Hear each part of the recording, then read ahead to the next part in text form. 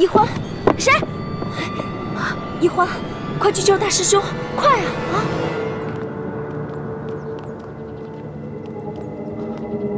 李公公，太皇太后不是宣我来看病的吗？怎么把我带到这儿来了？有什么事情先进去再说啊！开门。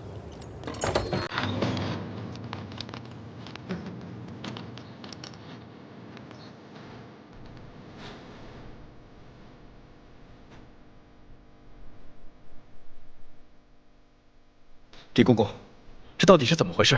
太皇太后懿旨，将你们这些捉拿鳌拜有功的人聚在一起，每个人赐一杯玉酒。龙小弟，我求求你去救救我哥哥，还有那些工人吧。他们犯了什么错？他们不就是看我打了你一巴掌吗？可是，他们就要因此失去自己的性命吗？这不公平啊！朕已经吩咐过所有人守口如瓶了，没想到还是传到了太皇太后的耳朵里去了。 现在太皇太后已经下了懿旨，朕也不好公然对抗她的权威啊。太皇太后的权威，难道比那些人的性命还要重要吗？太皇太后要维护的是皇权的威严，这是紫禁城有很多规矩，不仅这里的大小奴才要遵守，连朕也必须得遵守。祸是我闯的，跟他们没有关系。之前打了你一巴掌，你打我吧，打我多少下都行。你别闹了，你以为这是小孩子过家家呀？ 现在做什么都来不及了，太皇太后不会放过你的。等她处理完你哥哥那些人，就会轮到你了。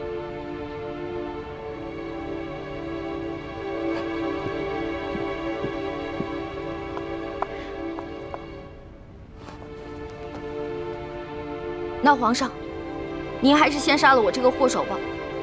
如果先杀了我的话，死在哥哥的前面，我就不会那么内疚了。懿欢的懿欢。 你还老说自己是朕的老大，一到这种危险的时刻，你就这么没出息的以死相要挟。您现在是高高在上的皇上，我只不过是一个小小的奴婢，我只能求您大发慈悲，饶了我哥哥。少说的那么可怜，你什么时候把朕当过皇上？不一直把朕当成你那个结拜小弟吗？奴婢再也不敢不知天高地厚了。您现在是皇上，不是奴婢的龙小弟。皇上，之前都是奴婢错了。 要罚你就罚奴婢吧。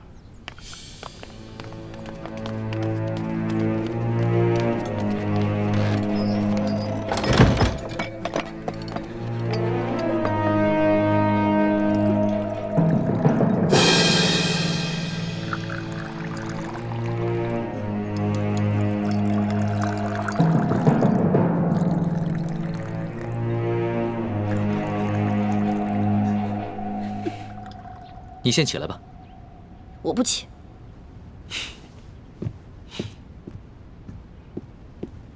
起来吧。这么跪着也不是办法。皇上，我求求您了，您能不能去救救他们呀？如果他们因为我而死，我肯定会内疚死的。楼下，皇上，你就救救他们吧。人自然是要救的，但你倒是说说，这要怎么说服太皇太后啊？ 您可以跟太皇太后讲齐桓公跟管仲的故事。当年，管仲为了救自家主子，向齐桓公射了一箭，但是那个箭正好射到了齐桓公的腰带上，齐桓公没有死。后来，齐桓公不计前嫌，任用管仲当了国相。管仲感激涕零，倾尽一生的才华，辅佐齐桓公，最后成为春秋五霸的首位。皇上，您不会连齐桓公都不如吧？ 论气度，朕自然是不输齐桓公的。可是你能比得了管仲吗？论治国之才，奴婢当然比不上管仲的一根汗毛。但是，你想招来人才容易，想找到像我这样陪你吃喝玩乐、赌骰子拼酒的人，可不容易啊。这个理由倒是很充分。只不过。 早晚有一天，你都要出宫嫁人，不能一辈子留在宫里陪着朕，那朕岂不是很吃亏？原来您是因为这个呀？那您现在想怎么办啊？跟朕说说你那个青梅竹马吧，他叫什么名字，长什么样，家世如何？这个属于奴婢自己的秘密，不能告诉你。那你总得告诉朕，他的外貌仪表、才华气度比朕如何？这个嘛，我也没法说。有什么不好说的？让你说，你说不就完了吗？那我真说了，你可不许生气啊！笑话，朕在你的心里度量那么小啊？他确实没有皇上您高贵俊逸，但是他很温柔，对我特别好，人很老实，我说什么他就做什么，我可以把他吃得死死的。不像你，今天说这个你开心了，明天说那个又得罪你了。那你爱他吗？二师傅，我头晕。师傅带你去休息啊。二师傅，玉环他是在装病，你千万别上了他的当。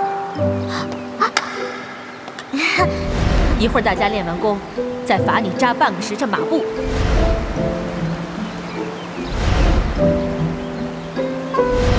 玉环妹妹，你别生我的气了好吗？环妹妹，这个给你，我们和好吧。核桃酥。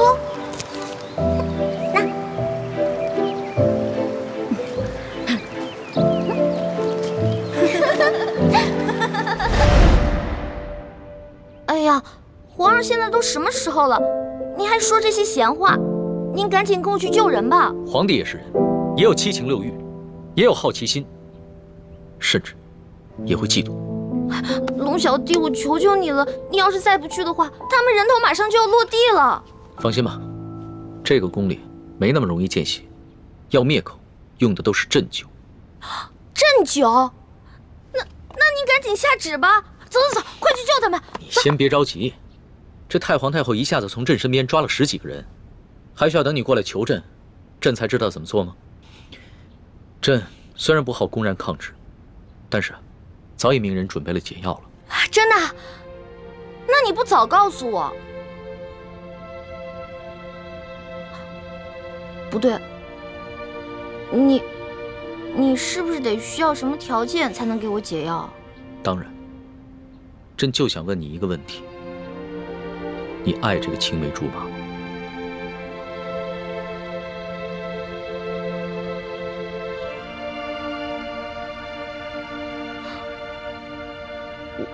我不是不告诉你，说实话我也不知道，我只知道我们是青梅竹马，从小他就对我特别的好，以后我肯定是要嫁给他的。至于爱不爱，我自己心里也不清楚。哎呀，好了，我现在回答完了，你可以跟我去救人了吧？等一下，朕还有一个问题。你怎么那么多问题啊？你有话快说，有屁！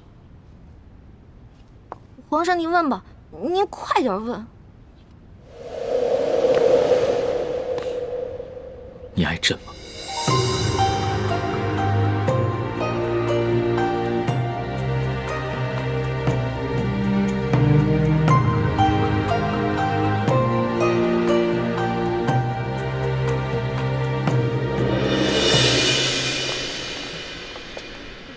这是太皇太后赐给你们的御酒，你们每人各取一杯，享用吧。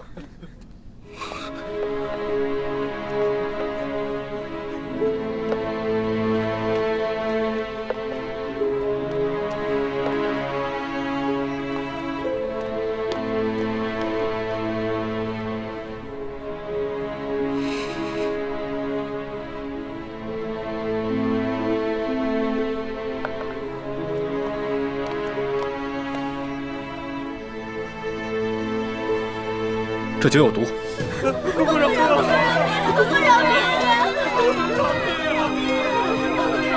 李公公，太皇太后为何要赐毒酒给我们？咱家也没有办法。事到如今，我就让你们做个明白鬼吧。都怪你们的运气不好，看到了不该看的场面。李公公，我们什么都没看到，不明白你在说什么。还请您帮我们向太皇太后求个情，饶了我们大家吧。咱家没有这个面子，更没有这个胆子。这太皇太后的懿旨既然已经颁下来了，谁都救不了你们了。这毒酒，你们喝也得喝，不喝也得喝。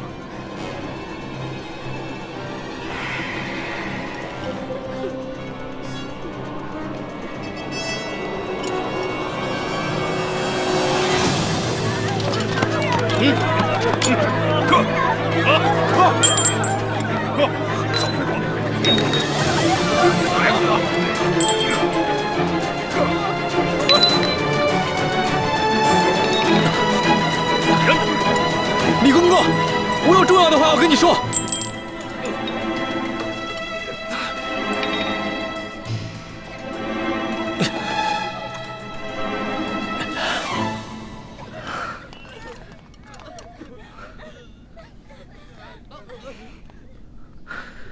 李公公，我知道你和我们一样，都服过大不完，都是鳌拜埋在宫里的棋子。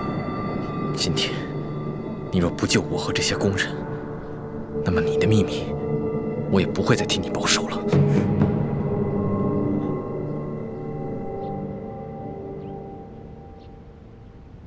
为什么不回答朕？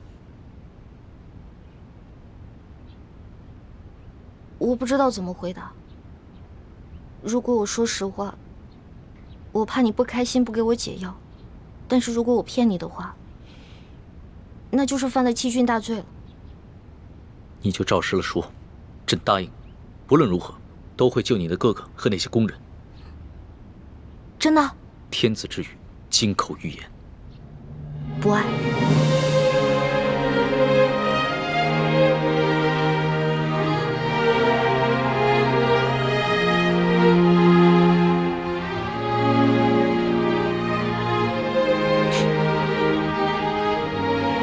这两个字说的真干脆，丝毫不顾及朕的感受。我之前就跟你说过，皇上是这个天下最不值得女人爱的人。可是作为老大，也许我会爱上结拜小弟龙三，但是作为奴婢，我永远都不可能爱上皇上。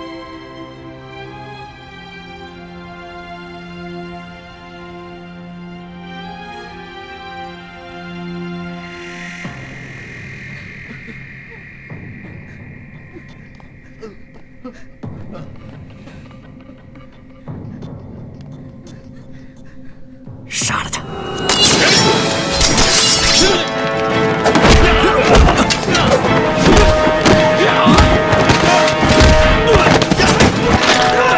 李德福，想不到你要杀我灭口！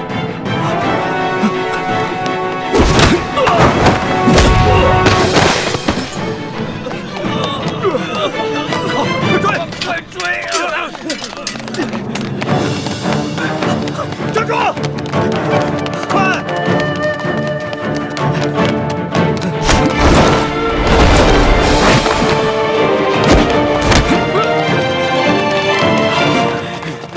李太医，你杀了我，你也活不了。李德福，你别以为杀了我就没有人知道你是鳌拜的内奸了。你别忘，我还有我妹妹奕欢，我若是死了，她绝对不会放过你。李太医，你我都是同乡又同姓，我本来是想照顾你的，可是太皇太后这懿旨一下来，我们这些做奴才的，除了照办还有别的办法吗？我救了皇上的性命，又助皇上擒拿鳌拜，立下大功，太皇太后怎么可能不分青红皂白，就要置我于死地？哎，都怪你那个妹妹啊！仗着皇上对她的宠爱，她就无法无天。我在这宫里都已经几十年了，我从来没有看见过哪个宫人敢打皇上的。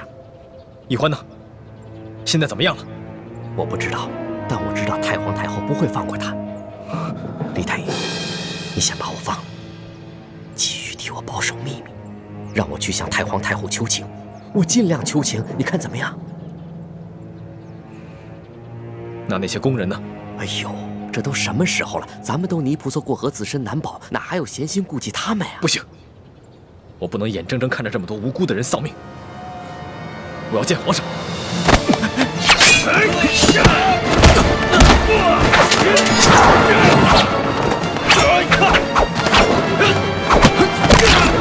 住手！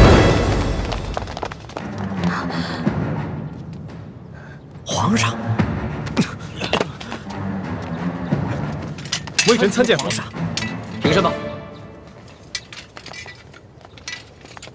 李太医，朕赦你无罪。你现在马上和索额图去解救那些中毒的工人。微臣遵旨。这，快！李德福，这差事你办得可真是用心啊！皇上恕罪。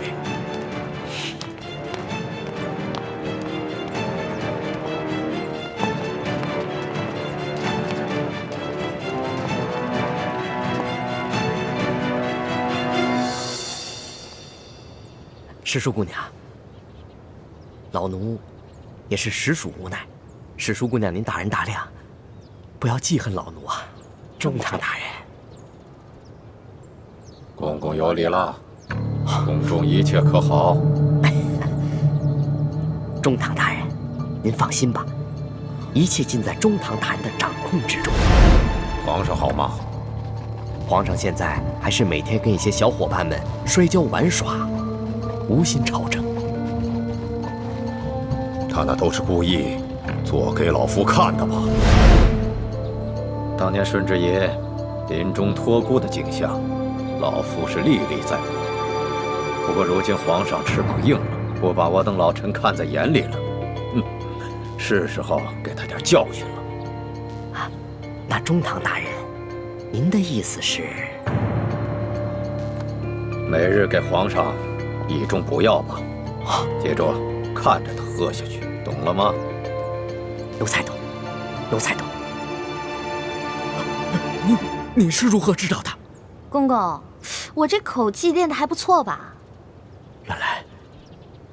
原来那晚你也在马车上，那你是如何知道是我？公公啊，虽然您那天行事谨慎，带着黑纱，我看不清您长什么样子，但是我看到了您耳朵后面那颗痦子，所以我还是认出了是公公您。李欢，太皇太后果然说的没错，你真不是一个简单的小丫头。可是李公公啊，这太皇太后也看错了您啊，您也不是一个忠心的奴才啊。你到底想怎么样？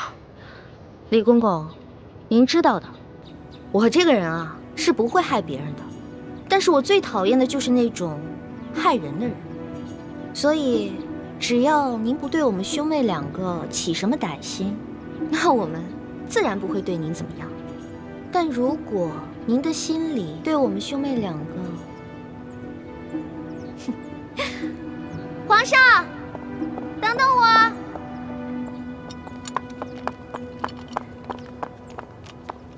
龙小弟，谢谢你啊。其实就算你不求我，我也要救那些工人们。虽然这会让太皇太后特不高兴，但是朕已经擒下了鳌拜，真正亲政，朕必须坚持己见。不过这个李公公实在是太讨厌了，向太皇太后告密的人肯定是他。这个朕怎么会不知道呢？但是李德福10岁就进宫了，侍奉过3代君王。太皇太后对他十分宠信，打朕小的时候啊，就是由他把朕的一举一动汇报给太皇太后，这已经是惯例了。就算朕有不满，也无可奈何呀。没想到皇上也有这么多的无可奈何啊。当皇上无奈的事情多着呢。对了，大补丸的解药你搜到了吗？我哥哥还没有完全的研制出来，估计这个鳌拜是想彻底让我和哥哥给他陪葬了。那怎么办？这鳌拜虽然已经擒下，但他毕竟是3朝元老，他的一生功过十分复杂，朕还没有想好怎么处置他呢。而且他的性子十分桀骜，无论如何，他都不肯交出大补丸的解药。龙小弟，我是你老大，自古啊，吉人自有天相，没问题的我。朕真的是没用啊，连你都保护不好。龙小弟，你可千万不要对我这么好，不然我会愧疚的。都快点，把药给我灌下去！把药赶快灌下去！快点，赶紧的，把这敲开，给我喂下去！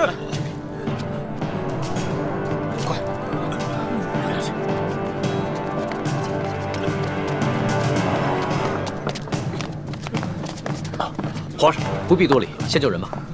快救人！皇上，我已经安排他们把药德给灌下去了。那他们是不是得救了？药已经喂下去了，命是保住了，但是什么？但是，这酒毒性实在太烈了，纵然服下解药，毒素也早已侵害了他们的咽喉。从今以后，他们再也不能说话了。张嘴。你是说，他们以后都是哑巴了？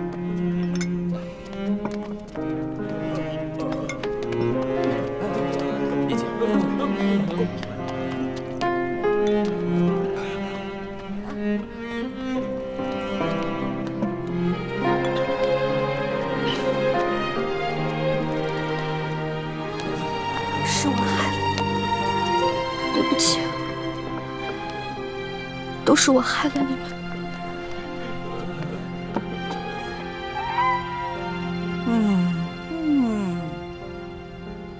哎呀，李德福啊，连这点事你都办不好，你真是不中用啊你！太皇太后，您息怒，奴才跟纳赛正要把事情办好的时候，皇上跟李易欢突然来了。皇上让奴才放人救人，奴才哪敢不遵从啊？哎呀，皇上是中了李易欢的毒了，中毒不浅呐。这样吧，你把这个李易欢给我叫过来。谨遵太皇太后懿旨。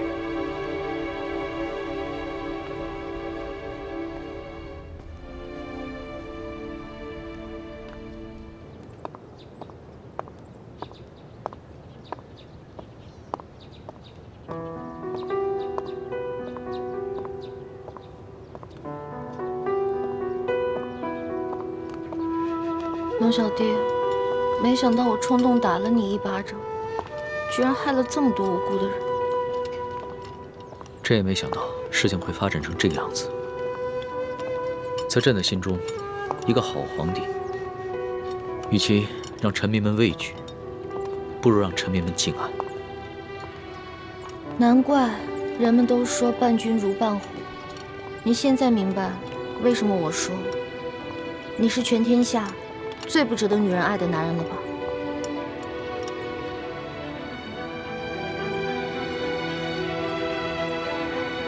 易欢，朕知道这件事情在你心里一定留下了很深的阴影，你更不可能会爱上朕了。也许这皇宫确实不适合你，你应该出宫去嫁给你那个青梅竹马的未婚夫，可能会更幸福。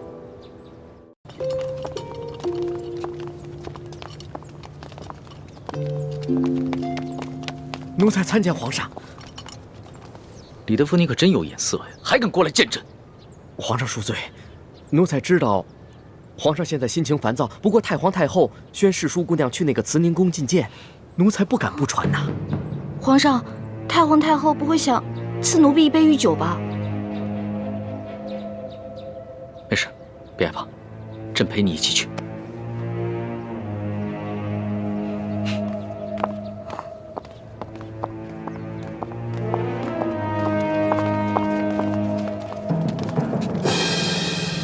皇上驾到！皇上启下。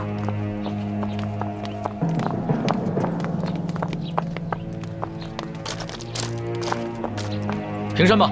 谢皇上。你先在外面候着，朕进去跟太皇太后先说说。皇上，奴婢这颗脑袋能不能保住，可就靠皇上你了。放心吧。这太皇太后肯定不是个好说话的，万一皇上的面子她也不卖，那我是不是该赶紧脚底抹油溜啊？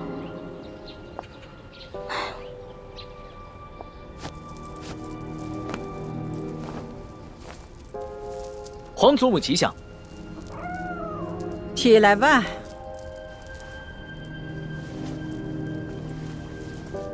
刚刚请拿了鳌拜，还有许多善后的事情需要做。皇上怎么会有闲暇来陪哀家这老太婆呢？不是，皇祖母一直教诲说，越是处理大事，越要从容。孙儿一直谨记于心呢。幸亏爹和师傅没有先见之明，别的功课都任由我偷懒，却逼着我狠练轻功，关键时刻果然能够救命。可是我千辛万苦才得到的铜匣，还有那么多值钱的珠宝还在永乐斋，这可怎么办啊？哎呦，管他的，也顾不上这些身外之物，先保住小命了结。难怪鳌拜会栽在这个小丫头手里，都这个时候了，她居然一点儿也不慌了。哎呀，皇上，你亲政了。哎，有许多事情呢，可以自己做主张了，也用不着哀家这老太婆唠里唠叨了。皇祖母何出此言啊？孙儿心里极是惶恐，不知孙儿有什么地方做错了，还请皇祖母垂询。得了，去玩去吧啊！你们都退下。下去吧。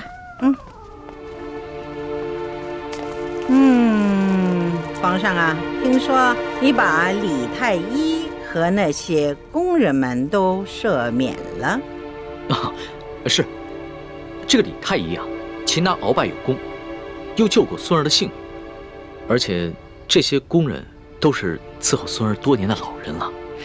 孙儿心里极是不舍，所以就赦免了他们。朕少造一些杀念，也是为了皇祖母积福添寿嘛。哎呀，皇上啊，你可是刚刚亲政啊，就如此妇人之仁，以后怎么立威啊？你那个叫什么李义欢，这个小小的答应，他当着众臣的面打了皇上一巴掌，而皇上竟然不仅不惩罚他，反倒给他还特设了一个笔墨诗书的女官员的位置，还给他赐了一个永乐斋。哎，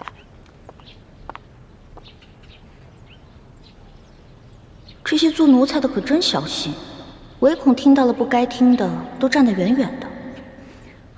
我可顾不了那么多了，我得认真的听着，万一龙小弟顶不住了，我好赶紧溜啊！皇上，你这法度尊严何在呀？哀家本来想协助你处置这些事，没料到你已经特赦了他们。你眼里还有哀家这个把你从小苦心养大的，把你扶上皇位的老祖母吗？你全然不顾哀家这副老脸了。皇祖母息怒，若是因为此事伤了皇祖母的凤体，那可真是孙儿的罪过了。皇上若眼里还有哀家，就立刻下旨赐死这个李义欢。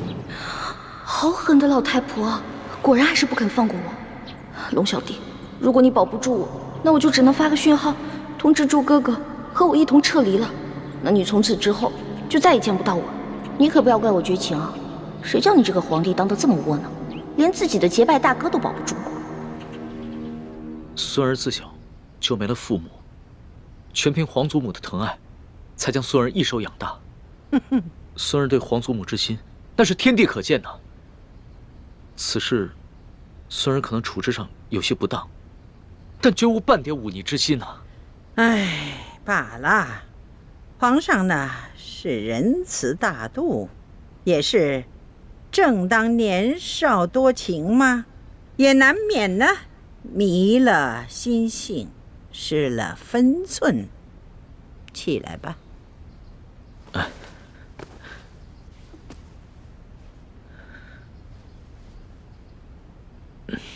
皇祖母，您先消消气。这个义欢呢，是孙儿在出宫微服私访的时候结识的。那个时候，孙儿一时玩性大发，就假冒侍卫龙三的身份和他结了拜，还谎称自己是皇上的替身。没想到他还真信了，所以他后来才打了孙儿一巴掌。其实吧，他不是冒犯龙威，他只是把孙儿当成了他那个假冒皇上的结拜小弟了。他居然不知道你是皇上？是啊，这个义欢出身草莽，没见过世面，性子又天真烂漫。孙儿也是一时兴起想骗骗他，没想到他还真信了。为了帮孙儿这个所谓的替身对付鳌拜，他还不惜性命，与鳌拜那是以死相拼啊！若是宫里的其他人对孙儿不敬，那自然是死不足惜。可是易欢她只是一个重情重义的傻丫头，又何必与他一般见识呢？哼，原来在你心里，我就是一个傻丫头。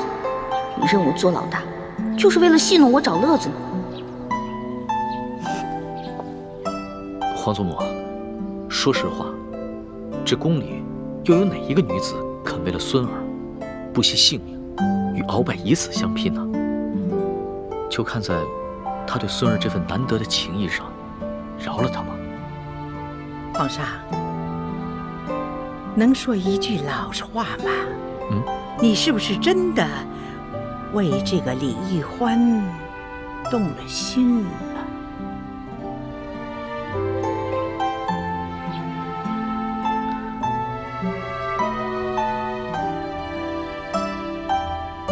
皇祖母，孙儿刚刚真正亲征未久，内有鳌拜的余党未能清理，外有三藩做大，还有前明余孽组成的反清联盟，时刻威胁着我大清江山，所以孙儿不敢沉溺于儿女私情，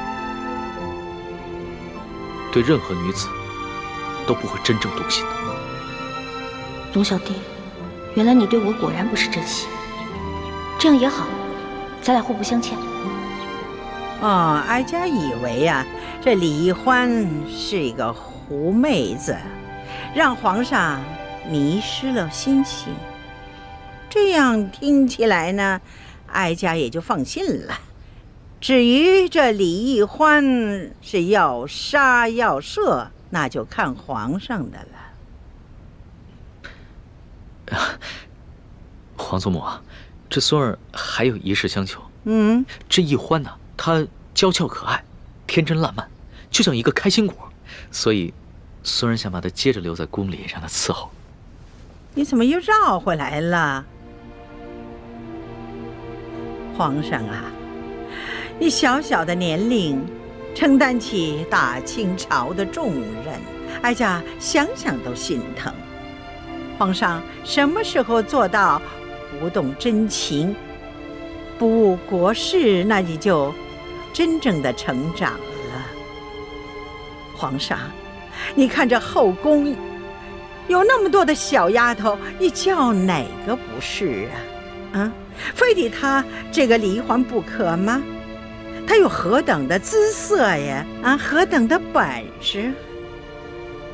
皇祖母，这易欢真的是非比寻常的女子，孙儿求皇祖母成全。这个李易欢是不是在门口候着呢？那就叫他进来吧，让哀家见识见识。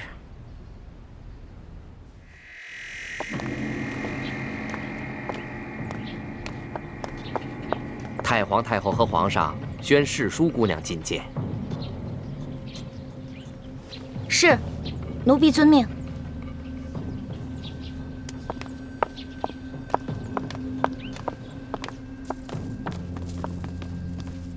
太皇太后，皇上，世淑姑娘觐见。太皇太后吉祥，皇上吉祥。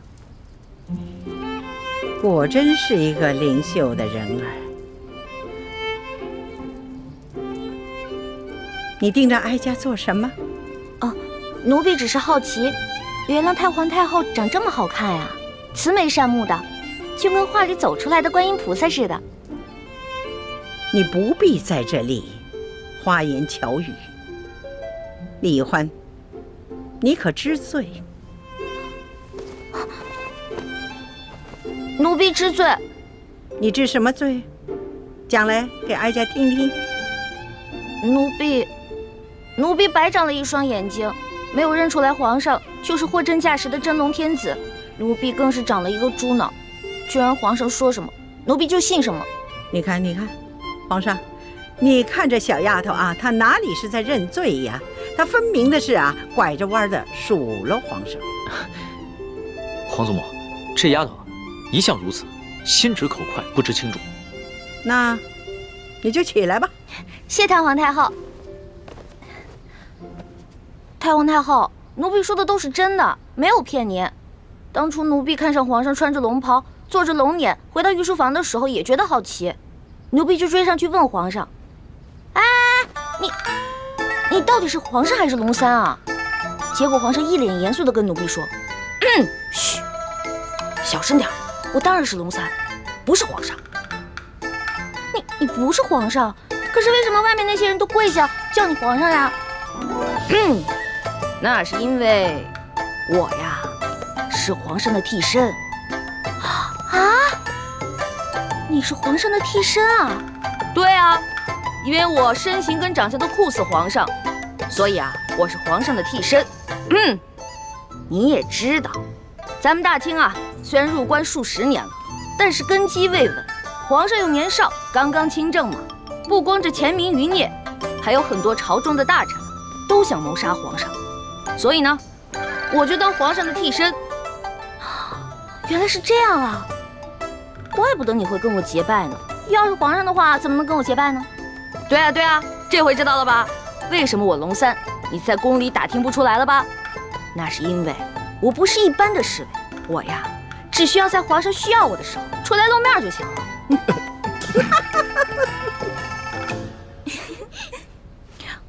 太皇太后，你们都笑什么呀？奴婢说的都是真的，没敢骗你。奴婢当时就想，龙小弟真可怜，为皇上卖命，还得替皇上挨刀子。这丫头啊，果真有趣呀！皇祖母，当时的情形啊，确实如此。孙儿啊，也是一时童心未泯，见这个丫头什么都不懂，特别有趣儿，想逗一逗她。想逗逗我，但是奴婢当真了，真的把皇上当成兄弟，不想看着你去死。太皇太后，奴婢真的以为他要去跟鳌拜拼命，所以就把身上的金蚕背心脱了下来，给了他，还陪着他一起去跟鳌拜拼命。要不是我哥哥及时赶到，恐怕我跟皇上就……瞧这丫头啊，委屈的哟。得了，哀家呢就饶过你了。真的？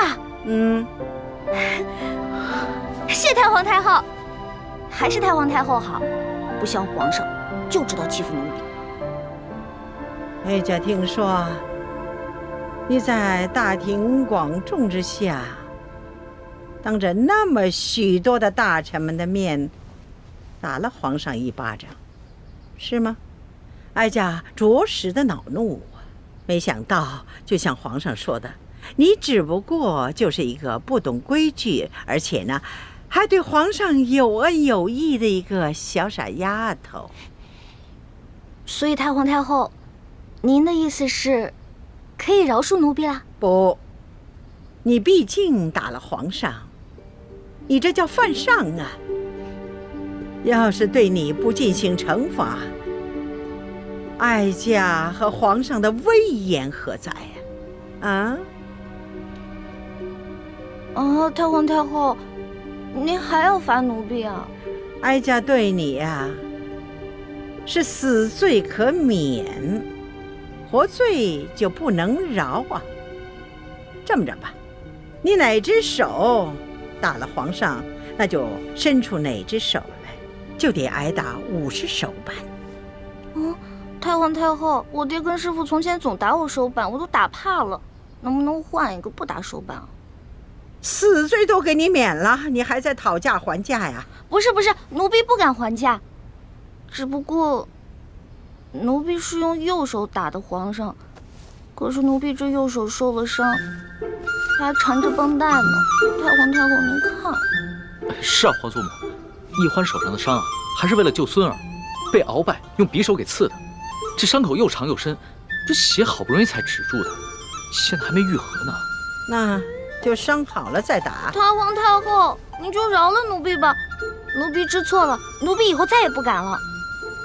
这样吧，哀家呢再给你一个机会，哀家出3个题目，你要是答对了，就免去这50手板。考试啊，奴婢最怕考试了，能不能不考试啊？你这个小丫头啊，又怕死，又怕挨打，又怕考试，那怎么着？那是挨杀头呢，还是挨打呢？还是应考试呢？那还是应考吧。不过太皇太后，您出的问题会不会根本就没有答案啊？哎呀，哀家怎么用这种方式来对付你这个小丫头啊？哀家出的题目是有答案的。是，太皇太后息怒，是奴婢小心眼了。那请太皇太后出题吧。告诉你小丫头啊，这后宫之主是皇后，就由她来出这3道题。啊，1个时辰之后回来再考你。是，谢太皇太后。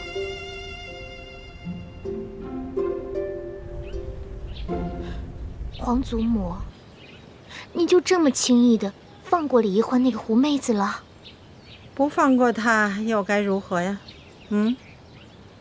就算是灭了她，你想想，皇上也不会亲近你，更会疏远你的，哀家也会遭到一生的怨恨的。那您就不担心李一欢继续留在宫中祸害皇上？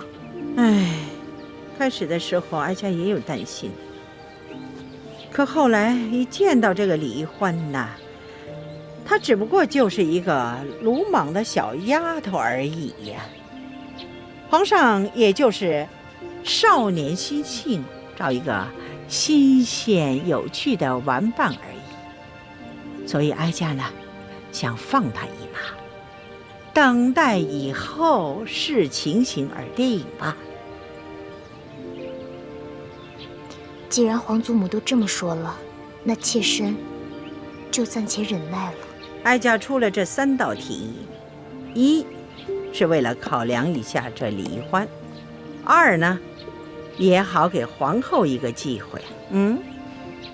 现在呢，这前面这2道题呢就由皇后来出，最后这道题由哀家来把关。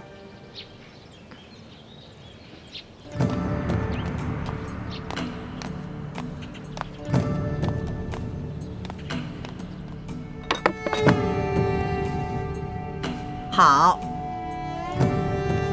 这第1道题呢，你要用一根绳子把这块冰从这个碗里挪到那个碗里。这么简单啊？不简单，条件是不能用这根绳子拴住这块冰。那我可以用其他的东西帮忙吗？可以呀，但是只能用一只手，这只手呢还不能碰到那块冰。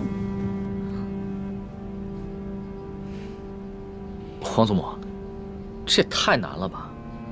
这只能用一只手，又不能接触这冰块，那怎么用这根线把这个冰块挪到那个碗里去啊？皇上啊，若是这丫头认输的话，哀家就让李总管给你做个演示。可是这50手板，你就着实的挨上了。皇祖母，这一欢手上还有伤呢。那伤好了再打。皇祖母，这个一欢要是实在办不到，能不能看在孙儿的面子上，给他换一道题啊？哀家是一再让步啊，已经给皇上足够的面子了。皇上，不用再替奴婢求情了，奴婢已经想到办法了。真的？你确定啊？请太皇太后跟皇上给奴婢一点时间，奴婢要去拿一样东西。可以呀，不过你得快点儿，不然的话这块冰就化了。谢太皇太后，奴婢告退。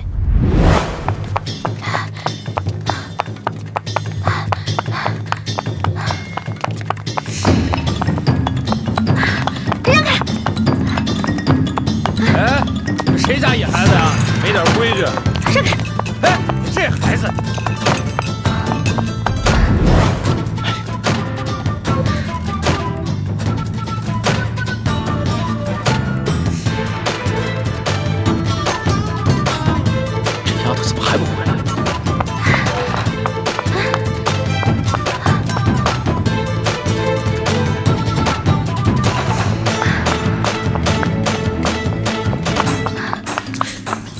快化了，你想出来办法没有？奴婢想到办法了。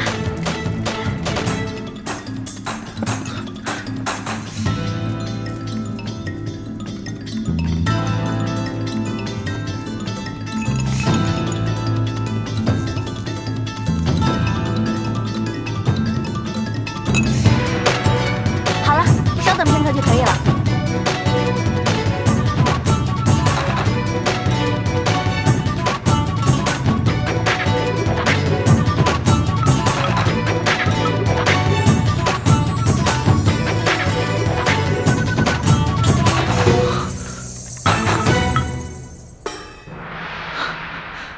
这丫头，没想到居然用这个法子。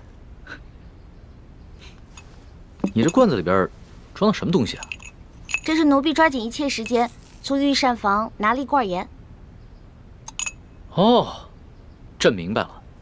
朕以前学的功课里边也有这一门知识，只不过刚刚情急没有想起来。易欢，想不到你还挺博学的。皇上千万别夸奴婢了。从小到大，奴婢不喜欢好好学习，但是什么都学，只会那么一点点，杂而不精，跟博学二字万万沾不上边儿。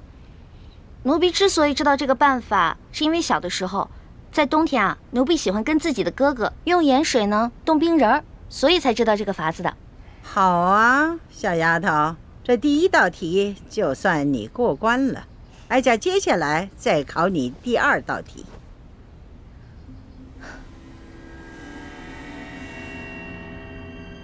你数数，横着数多少，竖着数多少，一共多少个铜板？数数。回探皇太后，横着数有4个，竖着数有5个，一共是8个铜板。好，你就从这8个铜板里头拿出1个铜板来，把这2列铜板变成都是5个。啊？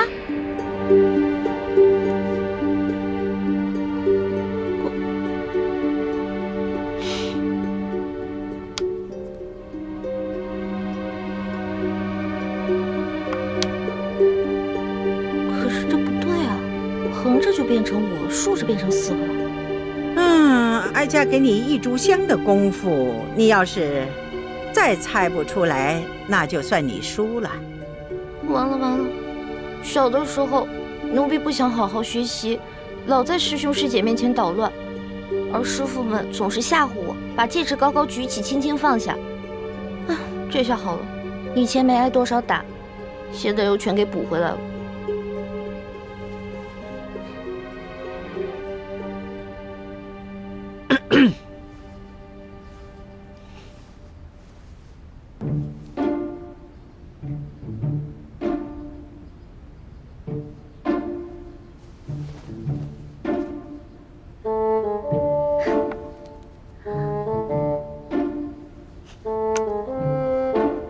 太皇太后，您只说了只能移动1个铜板，但您却没有说不能重叠。您看奴婢做的对不对啊？哎呀，小丫头啊，这是你自己想出来的，还是有人帮衬你作弊呀？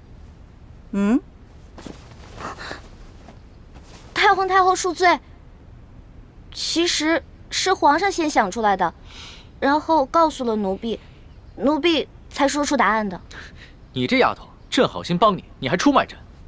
皇上，对不起，如果这道题没做出来是小事儿，但是如果因此欺瞒了太皇太后，那可是犯了大罪。皇祖母，其实呢，孙人也就是摆了个手势，不能算是作弊。再说了，这道题啊，它本来就简单，孙人就算不提醒易欢，易欢他自己也能想出来的。你这易欢小丫头，她若是不承认，你皇上也不承认，那哀家再怀疑也逮不着你们的把柄。罢了，就看在你这小丫头诚实的份上，这道题就算过了。谢太皇太后。太皇太后，您人真好，就像画里走出来的观世音菩萨转世似的。净说漂亮话。好了，哀家呢，接下来再给你下第3道题。不过呢，皇上，你就不能再度的帮衬作弊了。孙儿明白，这第3道题，孙儿绝对不会再帮他作弊了。你如果再作弊，当然也算数。这第3道题，小丫头，你听好了啊！什么事情别人都能做得到，偏偏你自己做不到。这个嘛，奴婢知道了。除了奴婢，其他人都能杀了奴婢，唯独奴婢自己不能杀了自己。好，这个答案好。皇祖母，这一关奕欢算是过了吧？哎呀，皇上啊，不要高兴得太早了。你想想啊，一个好好的人，他为什么平白无故的去杀人呢？当然了，每个人都有能力去杀自己，只是呢，看他愿意不愿意杀自己。所以呢，这个答案不对。这道题的答案不对啊？当然了，这个答案呢是需要有人来演示的。太皇太后，奴婢现在脑子都成浆糊了，实在是想不到答案。看来你是自愿认罚了。皇祖母，孙儿也不敢再为奕欢求情了。孙儿只是希望你能多给奕欢宽限1日的时间，让奕欢自己回去好好想想。好啊，那就看在皇上的面子上，就宽限你1天。为了不让别人给你帮衬作弊，哀家就要把你留在慈宁宫1天。待到明天这个时辰，你要是再答不上来，那就要着实挨打了。谢太皇太后。李欢这个小丫头真够机灵的啊，轻而易举的就解了这几道题。原本妾身出的第2道题是可以难住李奕欢的，如果不是皇上相助，只怕他早就输了。皇后不要这么想，即使是皇上没有相助，这李奕欢他也会答得出来的。只不过是呢，多花些时间罢了。幸好皇祖母出的第3道题把他难住了，就算他想了3天3夜，也未必想出答案。只是，又怕这一夜之隔，又有人给他送答案去了。只要皇后你知道哀家为什么出这3道题的目的，就可以了。为什么计较结果呢？如果这李奕欢没有想出这个答案来，那作为皇后你该怎么做才会是最好的结果呢？鳌拜已经被打入天牢了，你难道还要替他卖命？我哪有替鳌拜卖命？我这不跟你一样被鳌拜逼着服了大补丸才身不由己的吗？我也就是偶尔替鳌拜传递一下消息，可我没有做过什么过分的事情啊。李太医，看在咱们是同乡又是同姓的份上，一定要替我保守这个秘密，可千万别出卖我呀。我们不出卖你，你就要出卖我们。奕欢打了康熙1巴掌，你为什么要跟太皇太后告密？这叫杀人灭口。冤枉啊，李太医！我虽然跟你一样受制于鳌拜，可是鳌拜说了，我是他内线当中身份最特别的一个，有什么事他单独跟我联系，除此之外别人毫不知情。我根本就不知道你们兄妹也知情啊，又怎么可能想到去杀你们兄妹灭口呢？我跟奕欢毕竟是皇上安排在鳌拜身边的人，你是担心有一天我们知道了你是鳌拜的奸细，向皇上告密，所以才想借太皇太后的手先杀了我们灭口。不，李太医，我没你想的那么狠。既然皇上已经把鳌拜拿下了，没有怀疑到我，那证明你们对我没有威胁。再说了，我是奉了太皇太后的懿旨监视皇上，每日向他汇报皇上的一举一动。可是皇上已经亲政，权威日重，我再也不敢像以前一样，真的事无大小巨细都向太皇太后去汇报。更何况皇上那么宠爱你妹妹，我怎么可能挑拨太皇太后去杀了你们兄妹呢？我要是这么缺心眼的话，我还能活到今天，还能当上大内总管。不是你，那会是谁呢？这我是真就不知道了。在皇宫里啊，这人际关系复杂着呢，你都不知道这背后谁拿着谁的钱，替谁办着事儿呢。好吧，我暂且相信你。看在咱们是同姓同乡的份上，这事儿就这么过去了。以后啊，我们要多多相互照应才是。对，相互照应，相互照应。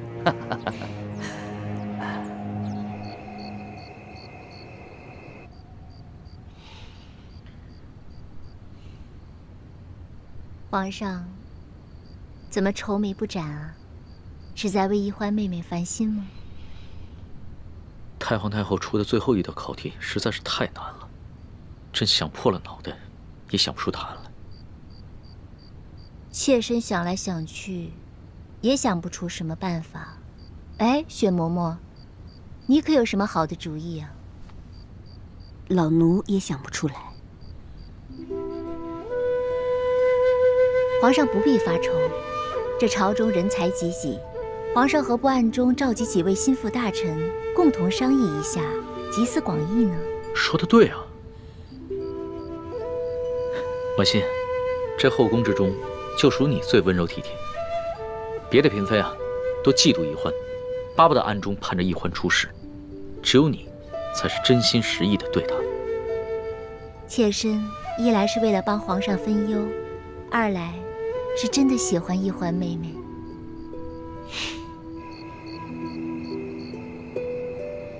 哎呀，你说咱们这皇上啊，自从亲政以来，可从来没有这么晚召见过咱们啊！啊，你们都说说，这有什么急事儿啊？会不会是鳌拜一案又出了什么重要线索？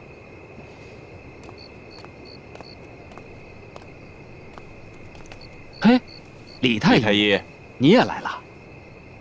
哎，莫非是皇上他龙体欠安啊？哎，嘘，这话可不可乱说啊！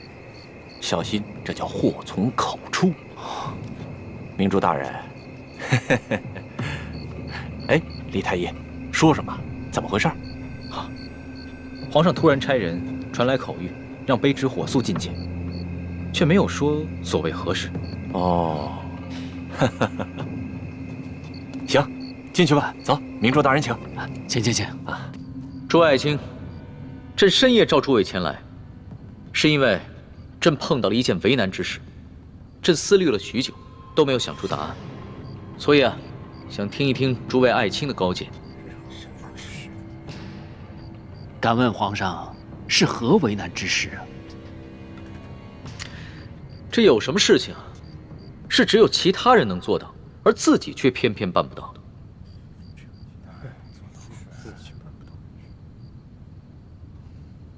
哦，原来皇上是为这样的事情在为难啊。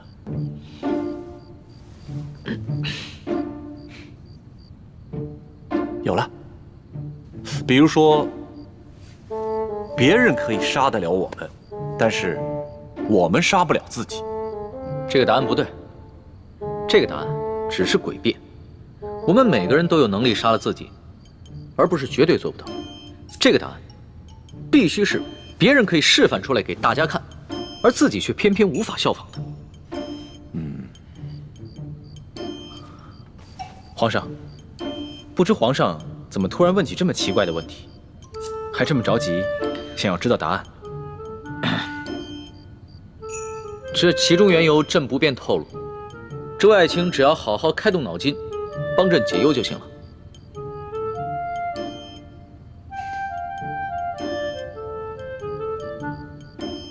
有了，皇上。皇上，我们每个人都不能提着自己的头发，把自己从地面上提起来，但别人可以呀。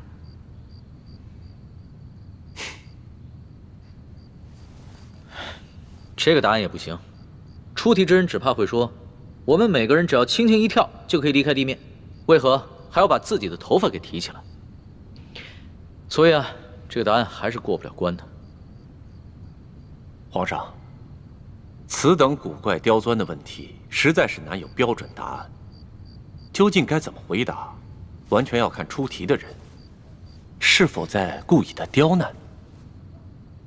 皇上，这出题的到底是何人？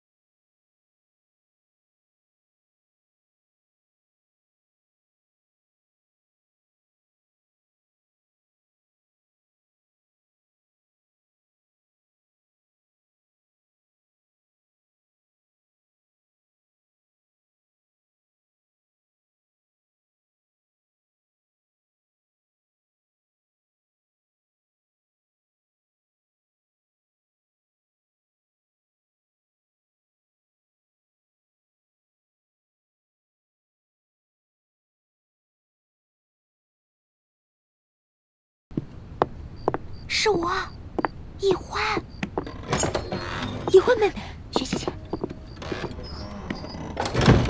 来，走。哎呦，你怎么过来了？你不是被皇太后软禁在慈宁宫了吗？